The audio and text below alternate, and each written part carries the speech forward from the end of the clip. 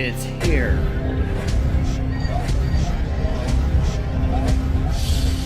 From America's heartland and the banks of the mighty Mississippi, this is Steel Revolution. Welcome to Steel Revolution, our first podcast since our Lord Business President won the election. Aren't we going backwards here, though? Well, the whole day started out kind of slow, didn't it? But I'm just looking at our numbers here. Didn't we do number 13 already, and we're going back to number 12? Yes, last podcast, our Christmas episode with Chuck Jones, we called 13, and really we hadn't made it to 12 yet. So yeah, we are going backwards, Mike. So are we going to go from 12 to 14 then? Yeah, right is up, or right is left, left is right, up is down, Okay. down is up. That's the world we live in right now. I was just checking. And in related news, so what you thought you wouldn't have seen, UAW President Dennis Williams came out in support of Trump over withdrawing from the Trans-Pacific Partnership. UAW members around the country have long rallied against the deeply flawed corporate-driven TPP that puts quarterly profits before worker paychecks. We commend President Trump for withdrawing from the TPP. And goes on to thank other leaders that stood by him, Sherrod Brown and Debbie Stabenow. To be fair, that when any of our elected officials get into office, we need to hold them accountable. Plus, bring to light what they do good, and we'll do no different. I think we've been somewhat fair in our criticism of Hillary Clinton through our first episodes, and then we'll do the same here with Trump. To go on, the USW commends Trump's decision to withdraw from the TPP. Quotes from our international president, Leo Gerard: "The president's action today rewards the long, hard-fought efforts of USW members and workers across the country to keep the TPP from coming to vote. Today's action draws a line in the sand that hopefully is just the start of President Trump's promised pro-worker, pro-income growth agenda that prioritizes revitalizing manufacturing. We look forward to working with the current administration on overcapacity in steel, aluminum, and on currency manipulation and other unfair trade practices." So, that being said, now let's go into some of the other stuff that maybe is not so good. So he said Mexico is going to pay for the wall, and ends up it's going to be the taxpayers are going to foot the bill, at least at first. Makes outrageous claims of voter fraud, of people being registered in 2 states that he says was a big problem, and let alone his White House press secretary, Sean Spicer's registered in Virginia and Rhode Island. And let's see, Bannon. Those are alternative facts, Roy. That's a good one, Mike. Let's see, where else is it? See, the list goes on. Trump's son-in-law is registered in 2 states. Steve Bannon, Trump's chief White House strategist, is registered in 2 states. And one of his daughters, I think it's the one you don't hear about, is also registered in 2 states. Oh, and Treasury Secretary Steve Mnuchin. I always call him Munchkin, but it's Mnuchin.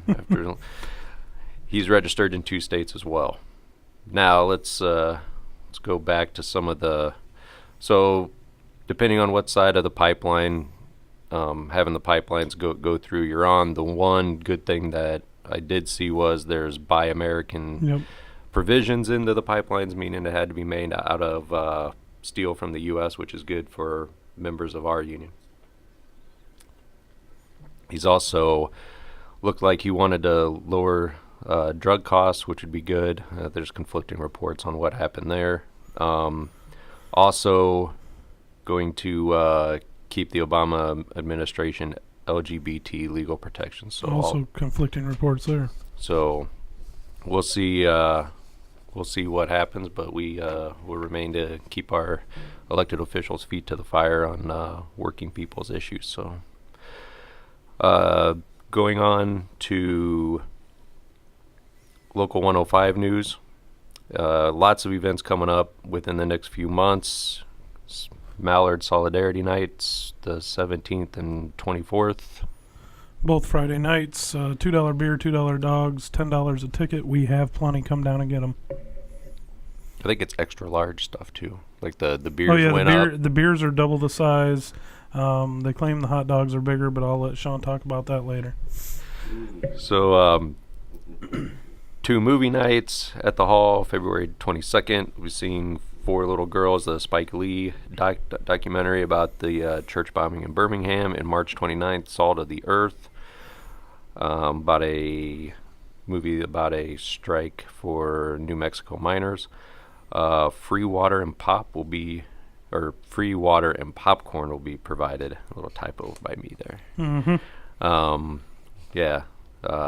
Rick has secured some free popcorn from local movie theaters, so that's good. There's also the Next Gen Poker Tournament on March 10th. $30 buy-ins, starts at 7 o'clock.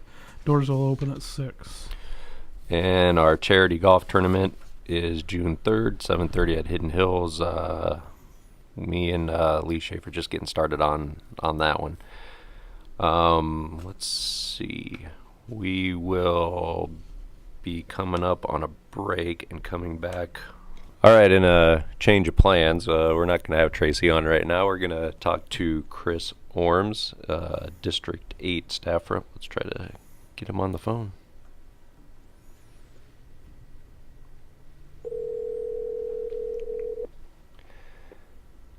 Hello? Hey, Chris, this is Roy with the Steel Revolution podcast. How you doing, brother? Good, how are you? I'm doing well. All right, we are. You are on here with, I believe, a fellow brother that was in your leadership class. Hey, Chris, this is Mike Nicholas. Hey, how you doing, brother? Good. So why we wanted to have you on is reached out to a fellow brother, Gordon, and tried to get, since he was down in there in Kentucky, and try to figure out what's going on down there, get a first-hand account of the let's say anti-worker, anti-union laws that's being passed, or have they passed yet down there? Yeah, it's done been passed, and they signed an emergency clause to start it immediately on right to work and repealing prevailing wage. Okay, was there anything else in there? Was there a paycheck fairness down there? There was a paycheck protection bill that came through. It was Senate Bill 6. It mostly got gutted, as far as, how it impacts the private sector unions, but there is some things in it that hurts public sector unions. All right, and like I say, you got free reign here to talk about anything going on with that. What are you seeing? I mean, since you're a staff rep, I mean, I'm guessing you serve multiple locals. What's going on within the locals then, since these bills were passed? So since these bills were passed, they put an emergency clause on there to where it doesn't take effect after the session or anything like that. They start immediately, but they impact locals as their contracts expire. So we've got locals that have negotiations coming up this year, and there's a sense of urgency for them because that window to where people can opt in and opt out and stuff like that will be opening as their contracts expires this year and we negotiate them. But right now, the sense of urgency for the locals that they feel is getting a better understanding of how they deal with this, how it will affect them. Our district, we just had 2 trainings, and they were probably some of the better attended trainings that I've ever been to in my state. We had over 238 local union leaders that showed up to 2 separate trainings on 2 separate ends of the state of Kentucky this past week. And, locals are wanting to know how to deal with this and how it's going to affect their bargaining agreement and their leverage at the table. So that's what we're seeing right now. we're doing some things as far as the district goes. Our director has proposed, making these legislators accountable and letting them know that we're not going to forget what they did to us. And we've got like two big banners that we printed up. On one side there's a Workers' Rights Hall of Fame, and then on the other side there's a Workers' Rights Wall of Shame.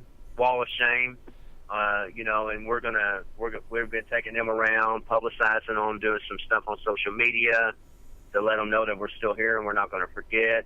And we actually have a lobby day on February the 16th, where we're going to take these banners and have them out in the parking garage and in front of the annex building when these legislators walk in, and we're going to lobby them that day. And the ones that voted right, we're gonna continue to praise them and thank them.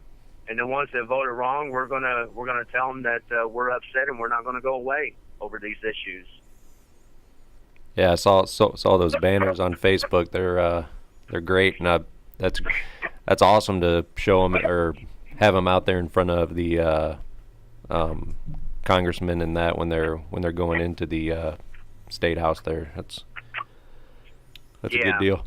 Well, we had a big rally, and in my previous comment, one of the things I mentioned about not going away is our governor, which he's a special kind of crazy himself as far as his policies.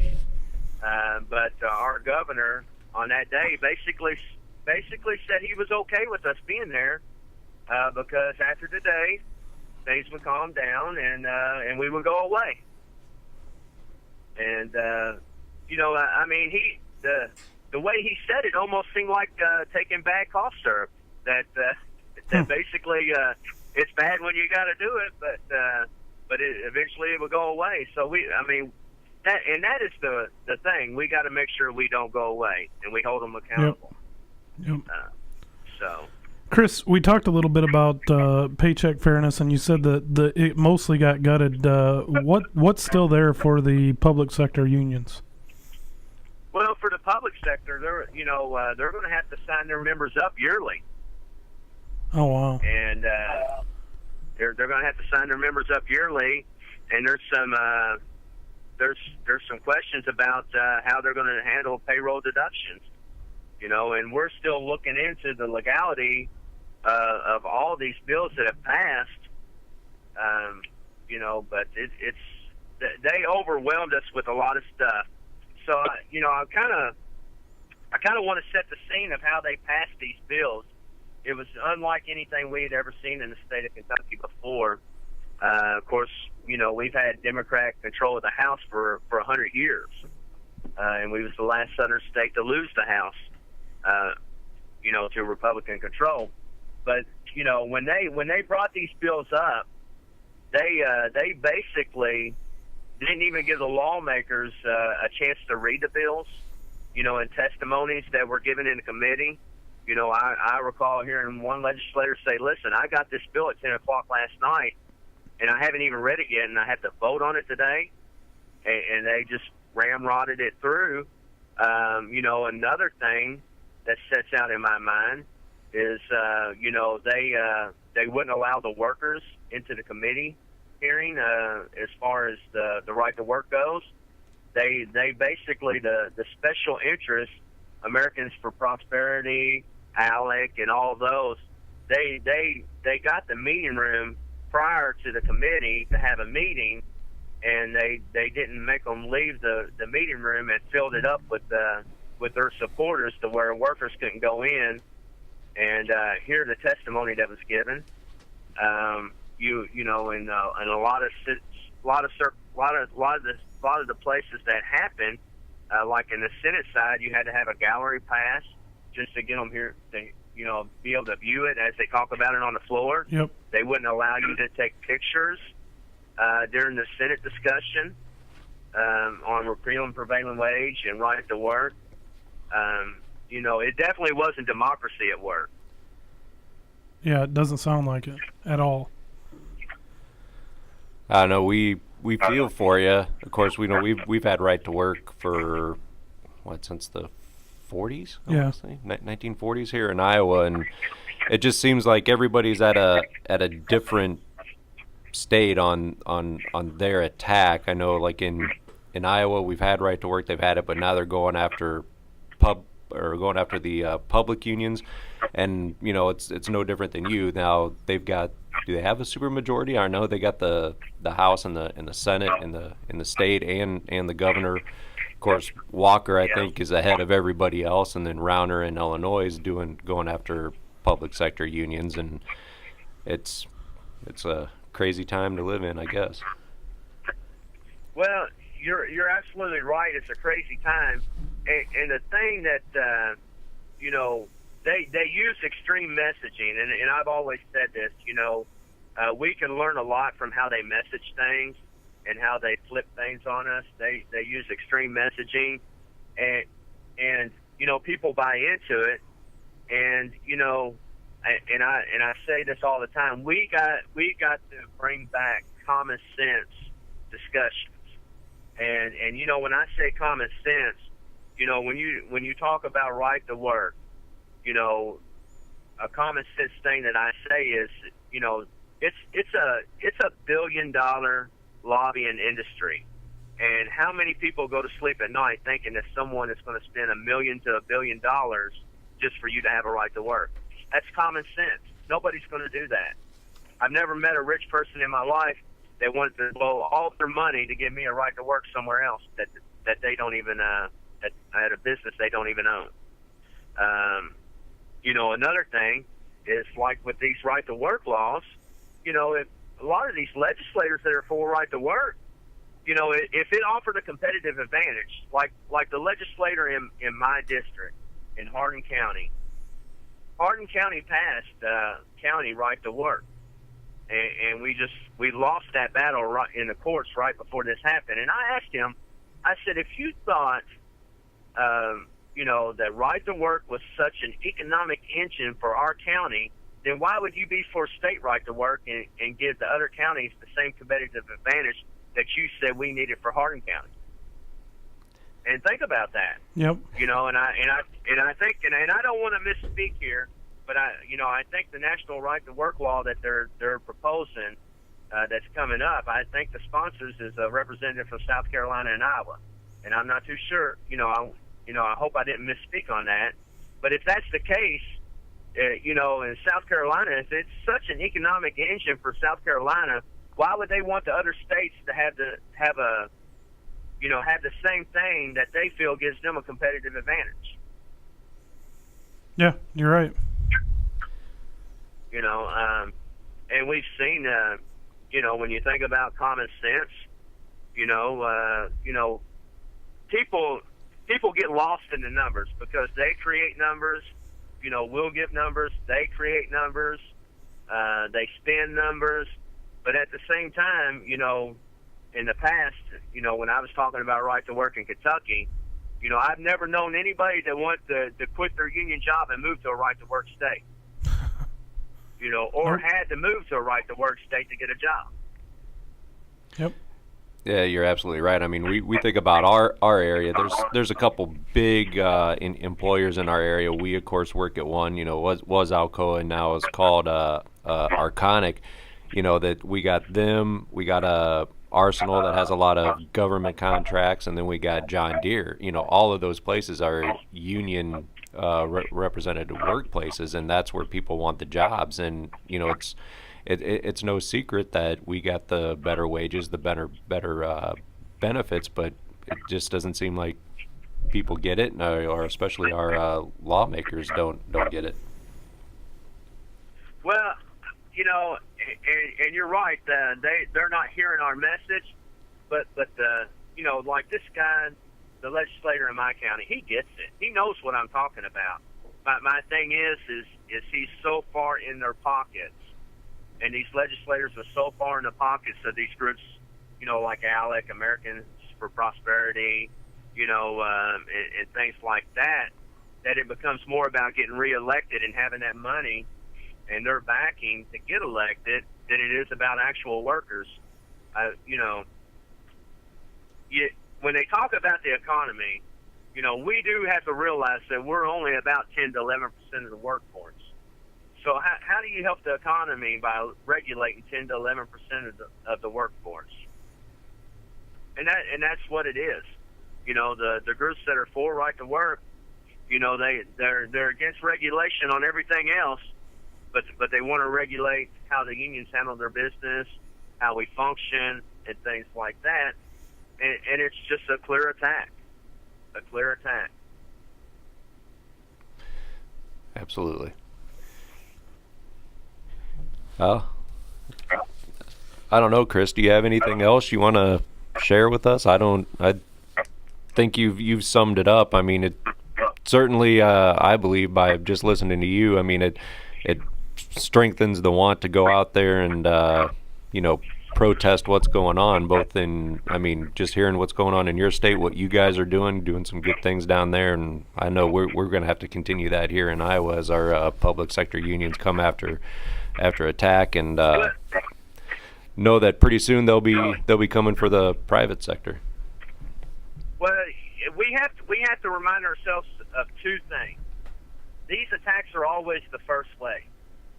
And if they're successful in the first wave, we can't give up on the legislative process and trying to elect union-friendly candidates, because that, you know, just like they dreamed this up, they never stop dreaming up ways to where they can get into the pockets of working people, limit their ability to have better wages and working conditions.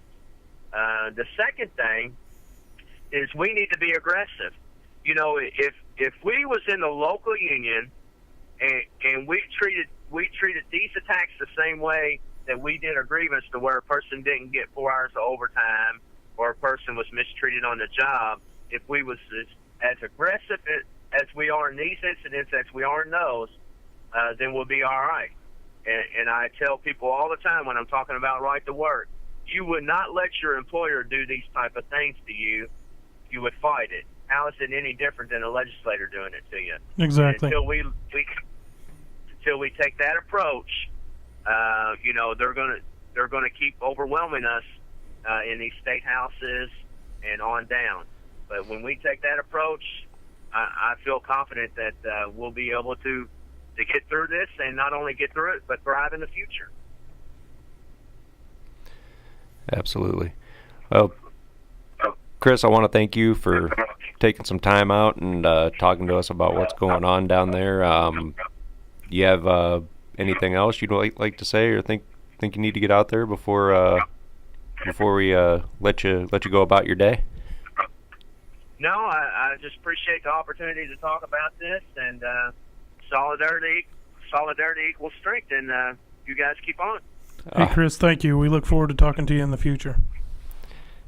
All right, brothers. Y'all take care. All right, you too. Thanks, Chris. Bye. All right, bye-bye. Cop, meet me in my office in 23 seconds. Ciao. Coffee sales are through the roof, sir. Glad to hear it. Let's rebuild that roof to be even higher. The roof team is on it. Sir, can you approve this poster for Taco Tuesday? Perfect. Woo! Love everyone in this room. We love you, sir. Hey guys, great job on the radio station. Thank you, sir. We love listening to this song over and over again. Keep it up, guys. Honey, where are my pants? Some little bit of audio from President Business from the Lego Movie. So, come to the end of a long day of taping. We have to see how Sean edits that up. But come to the douche of the show. Since we, oh, by the way, should put out there, sorry it took so long to get another one out. We've had some, been a little bit busy with some midterm bargaining, which you can come down to the hall on business meeting night to get any info on that, or talk to your committee member stewards. They should have the info on all that we've been dealing with there and what's been keeping us occupied. So with that, we got the douche of the show. So I guess we should throw out some nominees. My vote, I gotta make sure I get the guy's name right. Matt Bevin from Kentucky, the governor. The governor. Because I wanted to say Mike, and then I looked at it again, and it's Matt, and his Republican super majority. That's mine. with today's show, yeah, Anybody else? We got an agreement. I think we have an agreement. We don't have an impasse or good arbitration on that one. We don't have to. All right, congratulations, Matt Bevan, douche of the week. No, because we don't do weekly. We have No, to do show, douche of the show, yeah. which should be 13, but it's 12. So until next time when we straighten out our numbers. See you next time. We'll see you later. Thanks. This has been Steel Revolution. You can follow us on Facebook at facebook.com/Steel Revolution Podcast. Questions or comments, email us steelrevolution105@gmail.com. Steel Revolution is a production of Steelworkers 105, Bettendorf, Iowa. Steel Revolution.